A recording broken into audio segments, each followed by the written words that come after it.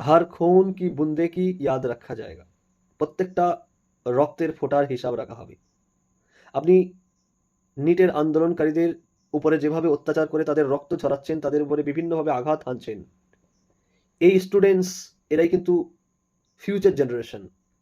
আপনাদের পরে কিন্তু এরাই দেশ পরিচালনা করবে, এরাই হবে লিডার, এরাই বিভিন্ন সেক্টরে কিন্তু এই দেশের মাথা হয়ে থাকবে।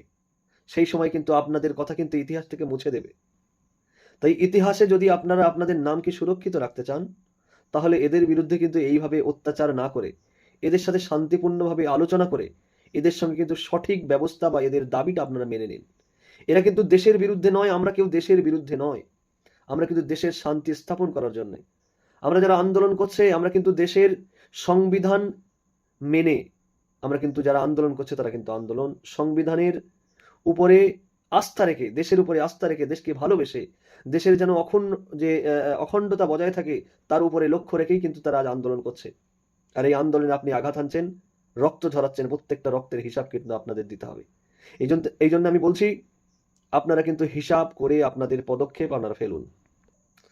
তারা কেউ দেশের বিরুদ্ধে কোনো কথা বলে না, তারা দেশকে প্রচন্ড ভালোবাসে বলেই আজ তারা রাস্তায় নেমেছে দেশ বাঁচানোর লড়াইয়ে।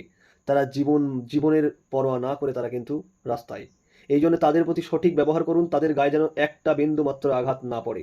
আর যদি বিন্দু মাত্র আঘাত পড়ে কিন্তু সারা ভারতবর্ষ কিন্তু সমস্ত জায়গার মানুষ কিন্তু এক হয়ে তারা কিন্তু দিল্লি পাড়ি দেবে, এটা আপনারা মনে রাখবেন।